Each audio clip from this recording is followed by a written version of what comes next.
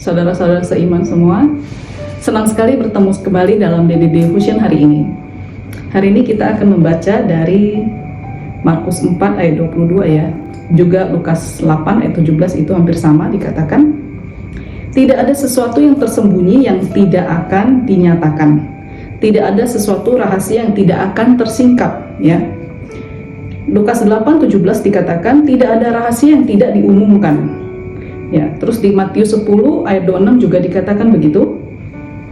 Tidak ada yang tertutup yang tidak akan dibukakan, dan tidak ada satupun yang tersembunyi yang tidak akan diketahui.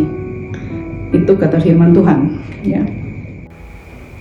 Dalam kehidupan saya ada masa-masa di mana sangat krusial. Pertama adalah di dalam masa pelecehan, dan kedua adalah di mana masa penganiayaan, dan ketiga itu di dalam masa penindasan, dan yang keempat adalah di dalam masa sakit penyakit. Berapa saat yang lalu, sekitar 2 bulan lalu ya, di hari kebangkitan Tuhan ya, di saat saya mesbah doa malam itu ya, Tuhan berbicara kepada saya. Dia bilang, sudah waktunya semua untuk dibukakan. Dan saya bertanya, Tuhan, yang dari kapan? 2013 saya tanya ya. Dan Tuhan bilang bukan. Dan saya tanya lagi, 2002 kata Tuhan? Bukan katanya. Dan saya tanya, kapan? Kalau sebelum itu kapan gitu ya? Dan Tuhan ingatkan saya kepada masa-masa kecil saya, di mana pelecehan itu mulai terjadi. Dan ketika saya mulai diingatkan kembali, saya sangat shock ya. Saya merasa terkejut juga ya. Dan ternyata itu bukan cuman 1 atau 2 ya, tetapi ada beberapa orang ya yang Tuhan ingatkan satu persatu. Dan ketika hal itu dibukakan kepada saya mulai berkata, ya Tuhan, saya mengampuni. Ya Tuhan, saya mengampuni. Satu persatu saya ampuni semua. Dan Tuhan terakhir berkata, tidak ada yang tidak dibukakan, kata Tuhan. Tidak ada lagi yang ditutupi, kata Tuhan. Dan saya berkata, baik Tuhan, saya akan katakan. Setelah itu, beberapa hari setelahnya ya, saya berjanji tetapi saya juga tidak melakukannya ya. Sampai beberapa hari kemudian, ada satu kejadian di mana saya harus mengeluarkan kata-kata itu ya. Dalam satu kejadian, peristiwa, dan akhirnya semua itu saya bongkarkan kepada seseorang. Dan setelah saya berkata seperti itu, orang ini mengatakan kepada saya, kamu itu belum mengampuni, kamu itu masih mendendam, kamu itu masih mengingat hal-hal itu. Dan saya terus memperbaiki apa yang menjadi komentar dia gitu ya, karena saya tahu apa yang ada dalam dasar diri saya, hati saya. Dan saya katakan tidak seperti itu, tetapi ini harus saya katakan untuk diketahui oleh orang tersebut ya. Dan ternyata setelah itu hati saya ini merasa terbeban dengan ucapan dia. Dan setelah itu saya masuk ke kamar, saya tutup pintu, saya kunci pintu, dan saya berdoa kepada Tuhan. Saya tanya, Tuhan, apa benar kalau saya belum mengampuni? Apa benar saya masih mendendam? Apa benar saya masih tidak sungguh-sungguh melakukan firman-Mu? Dan Tuhan menjawab saya, dan ini sangat mengejutkan saya, apa yang dia katakan. Apakah kamu malu karena namaku? Itu yang Tuhan katakan.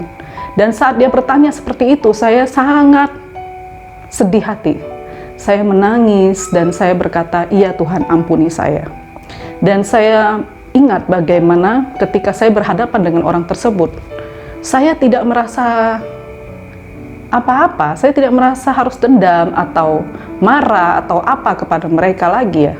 Tetapi saya memang merasa sangat malu, sangat berat hati untuk menceritakan hal-hal ini terutama kepada orang tersebut. Nah, ketika Tuhan bertanya itu, apa karena kamu malu karena namaku? Itulah saatnya saya hancur hati di hadapan Tuhan. Dan kata Tuhan, kalau engkau masih malu terhadap dirimu, engkau malu kepada aku, engkau malu karena namaku, kata Tuhan. Dan disitulah saya bertobat. Saya bertobat dari hati saya yang masih belum bisa mengampuni diri sendiri, belum bisa menerima kondisi diri sendiri. Disitulah saya dibaharui Tuhan. Dan Tuhan mengingatkan saya satu ayat, berbahagialah orang yang dianiaya oleh sebab kebenaran, karena merekalah yang mempunyai kerajaan sorga. Saya sangat bersuka cita ketika Tuhan ingatkan saya ayat ini kembali. Matius 5, kata-kata bahagia, ucapan bahagia yang Tuhan ucapkan adalah dasar iman saya kepada Tuhan di awal-awal saya kenal Tuhan.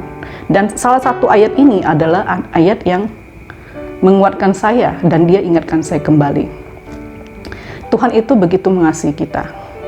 Apa yang menjadi masa lalu kita, apa yang menjadi kondisi-kondisi terpuruk kita yang membuat kita tidak berharga, yang membuat kita malu dengan diri kita sendiri, kita harusnya membawa kepada Tuhan. Dan kita harusnya memperbaiki itu di hadapan Tuhan.